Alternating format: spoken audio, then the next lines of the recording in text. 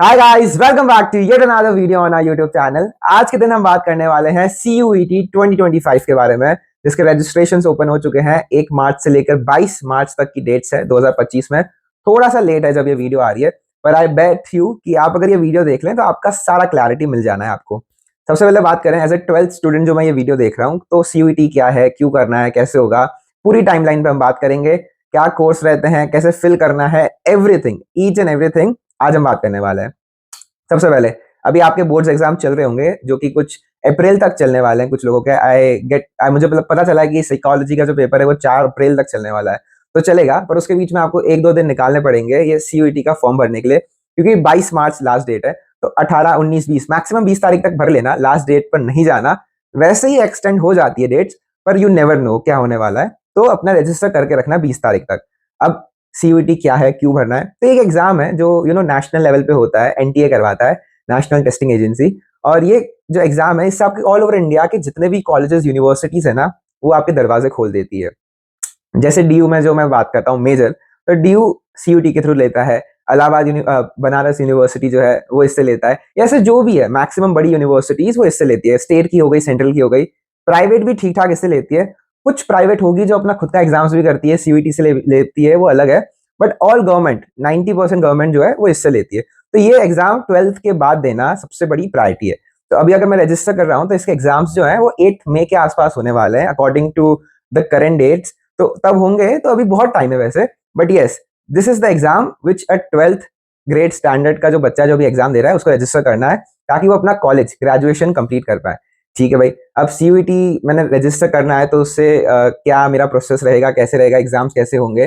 तो अगर अभी आप जाएंगे, मैं डिस्क्रिप्शन में भी लिंक डाल दूंगा, तो CUET करके खुद की एक वेबसाइट है जहां पे आपको रजिस्टर करना है as a new student, right. तो आपका एकदम से सब कुछ पूछेगा वो, कि आप कहाँ से हो, आपका name, father name, address, phone number, 10th के नंबर्स, 12th में क्या मार्कशीट्स है, मतलब अभी कौन कौन से पेपर देने वाले हो आप, A to Z हर चीज पूछने वाला है। तो उस हिसाब से जो भी आपको पूछे वो आपको भरना होता है, ताकि वो आप एग्जाम्स के लिए एलिजिबल कर पाए।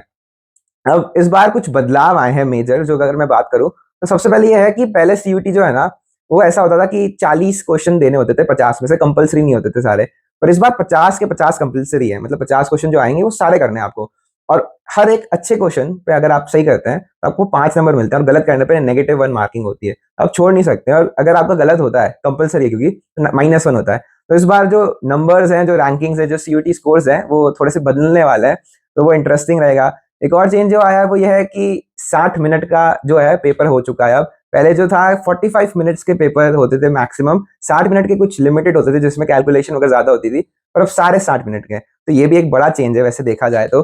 लैंग्वेजेस जो है वो बहुत कम करी गई है इस बार, आई मीन 13 लैंग्वेजेस के ही पेपर है, तो ये बहुत कम है पिछली बार से।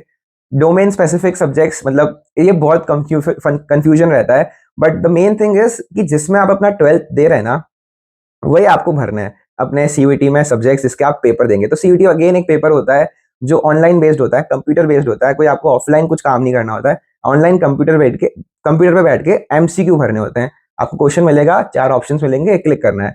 फिजिक्स, केमिस्ट्री या जो भी है, अगर नंबर्स वाले हैं तो आपको पेन एंड पेपर मिलेगा, आपको सॉल्व करना है और देना है। अगर आप पॉलिटिकल साइंस वगैरह के हो तो मैक्सिमम थ्योरी का ही आता है, तो थ्योरी के हिसाब से आपको अपना दिमाग लगाना और सॉल्व करना है। तो it's nothing, it's a very easy paper, मतलब हलवा है। अगर आप 12th के कॉन्सेप्ट्स क्लियर रखते हैं, अगर आपको बोर्ड्स की नॉलेज है, तो इतना कुछ मतलब बड़ा जो चीज नहीं है CUET, जो मैं कह सकता हूँ। क्योंकि अगेन आप एक एजेंसी के हिसाब से देखें ना, तो इसको एक नेशनल लेवल बनाना है। आप मे भी एक प्राइवेट कॉलेज से बहुत अच्छी पढ़ाई कर रहे हैं, बट एक गवर्नमेंट कॉलेज से, केंद्रीय विद्यालय, कोई भी कॉलेज से जो बच्चा पढ़ रहा है, जो एक एवरेज से है ना एनवायरमेंट में पढ़ रहा है, गांव के अंदर पढ़ रहा है, जैसे भी पढ़ रहा है, क्योंकि कोई भी पेपर दे सकता है और हर जगह से 12th is the basic eligibility criteria. आप 12th कहीं से भी कर रहे हैं, आप ये पेपर दे सकते हैं। तो एक ऑल ओवर इंडिया पे एक स्टैंडर्ड लाने के लिए पेपर बड़ा एवरेज बनता है, ताकि हर कोई अच्छा स्कोर कर पाए, हर किसी को वो एक कह सकते हैं लैडर मिले, ताकि वो अच्छी यूनिवर्सिटी में पढ़ पाए। तो अगर आप अच्छे लेवल पे हैं अभी, अगर आपको लगता है कि आप 12th में अच्छे मार्क्स लाएंगे, अगर आपके प्री बोर्ड्स में अच्छे नंबर आए हैं, तो आपको ज्यादा टेंशन लेने की जरूरत नहीं है। वही सेम चीज जो 12th की NCERT में आई है, वही आपके इसमें भी आनी है CUET में। तो डोंट थिंक अ लॉट कि भाई कैसे होगा, पैनिक कैसे करेंगे। जो आपकी स्ट्रैटेजी अभी रही है 12th के पेपर्स के लिए, वो सेम CUET में काम आनी है। नथिंग एक्स्ट्रा, मतलब ये जो कोचिंग्स वगैरह अभी CUET के लिए बहुत ज्यादा स्टार्ट हुई है, पर्सनली मुझे लगता है it's a very big trap कह दो, मतलब पैसे बनाने की मशीन बन गई है। पर ये जो लेवल है ना, जेई, नीट, एडवांस या जो भी अपन को लग रहा है कि इतना मुश्किल होगा, ऐसा नहीं है। बहुत बहुत एंट्री लेवल पेपर है। डेफिनेटली इजी है तो इसका मतलब नहीं है कि भाई पढ़ेंगे ही नहीं। बिल्कुल जो भी 12th में पढ़ा है उसका अच्छे से रिवीजन करना है, एमसीक्यूज देना है। एमसीक्यू फॉर्मेट में किस प्रकार से अलग अलग फॉर्मेट आ सकता है, क्वेश्चंस घुमा के आ सकता है, वो पढ़ना है, पर रहेगा इजी। तो ये चीज ध्यान रखना है कि सीयूईटी इतना भी कुछ मुश्किल नहीं है कि भाई कैसे होगा क्या होगा, इजी होना है। बाकी यूट्यूब पे बहुत सारे चैनल्स हैं जो आपको सिखाते हैं, पढ़ाते हैं सीयूईटी 24/7 या जो भी, जिससे आप सीख सकते हो कि हाँ भाई सीयूईटी में कैसे पेपर आते हैं। आप क्वेश्चन बैंक्स अलग अलग कंपनीज के देख सकते हैं, उस पर हम आगे जाके बात करेंगे। वो आपको जैसे रिक्वायरमेंट होगा आप कमेंट्स में बता सकते हैं A to Z। अगर आप ये भी चाहते हैं कि मैं स्क्रीन पे बैठ के आपको बताऊं कि भाई इधर ये भरना है, इधर ये भरना है, इधर ये अपार आईडी है, ये कैसे आएगी या कैसे होगा, तो वो भी A to Z चीज हम कर सकते हैं, चैनल पे डाल सकते हैं। एज यू से दिस इज योर चैनल, तो आप जो कहेंगे वो इस चैनल पे आ जाएगा, ठीक है, उसमें कोई दिक्कत नहीं है। बट प्राइमरली ये हाँ, अब अगर हम सब्जेक्ट्स पे आते हैं तो 5 सब्जेक्ट्स के आप पेपर दे सकते हैं। जैसे आप बोर्ड्स में देते हैं ना, वैसे ही यहाँ पे भी 5, मैक्सिमम 5 सब्जेक्ट्स हैं जिसके आप पेपर दे सकते हैं, जिससे एलिजिबिलिटी क्राइटेरिया आएगा। तो अब ये 5 पेपर कौन से होंगे, क्या होंगे, उसके लिए सबसे पहले आपको एक माइंडसेट बनाना पड़ेगा। माइंडसेट में सबसे पहले ये आएगा कि आपको 12th के बाद करना क्या है, कौन कौन से कोर्सेज देने हैं। तो उसकी एक लिस्ट बन जाएगी। भाई अगर आप कॉमर्स के हैं फॉर एग्जाम्पल, तो आपको ये लिस्ट बनानी है कि भाई कॉमर्स के कौन कौन से आगे स्ट्रीम्स हैं। B com honours, B com programme, कई बार BFIA, BPA, ये सब भी कोर्सेज हैं ना बिजनेस मैनेजमेंट से रिलेटेड, जो भी आप दे सकते हो। अगर आप आर्ट्स से हो तो आपका क्या है, BA programme, political science honours, या दूसरी स्ट्रीम में जाना है तो आर्ट्स। और इट्स वेरी इजी, सीयूटी में कोई रेस्ट्रिक्शंस नहीं है कि आप आर्ट्स के हैं तो आप कॉमर्स नहीं कर सकते, कॉमर्स के हैं तो साइंस नहीं कर सकते, कुछ भी कर सकते हैं। बट हाँ, हर डिपार्टमेंट या कह सकते हैं हर कॉलेज, हर यूनिवर्सिटी की अपनी क्राइटेरिया है। फॉर एग्जाम्पल, अगर हम दिल्ली यूनिवर्सिटी के बीकॉम ऑनर्स का एग्जांपल लें, तो बीकॉम ऑनर्स में ये क्राइटेरिया है कि आपके पास 12th में मैथमेटिक्स होनी चाहिए, ठीक है। तो अब एक आर्ट्स का स्टूडेंट मैं जैसे हूँ, मेरे पास 12th में अगर मैथमेटिक्स नहीं थी तो मैं बीकॉम ऑनर्स नहीं कर सकता। तो वैसे हर अपने कॉलेज की एक क्राइटेरिया है। जैसे साइंस का अगर कोई आर्ट्स में जाना चाहे तो देयर इज नो रेस्ट्रिक्शन, आपको बस 3 डोमेन सब्जेक्ट्स देने हैं, वो कोई भी हो सकता है। बीकॉम ऑनर्स एक बहुत ऐसा क्रीम सब्जेक्ट मान सकते हो आप, उसमें ऐसे एकदम एग्जैक्ट क्राइटेरिया है ना, मैक्सिमम 3 डोमेन मानते हैं और एक लैंग्वेज कंपलसरी है।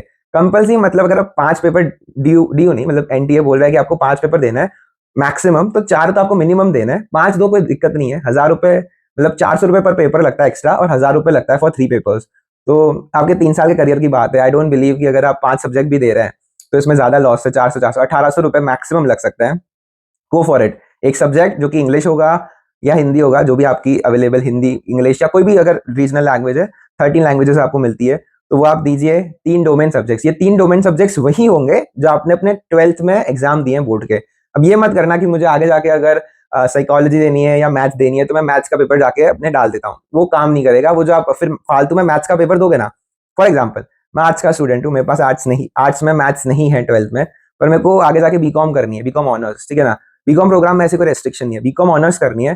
तो ये मैं देख रहा हूँ क्राइटेरिया में कि भाई इधर तो मैथ्स चाहिए, पर मेरे पास अभी मैथ्स नहीं है।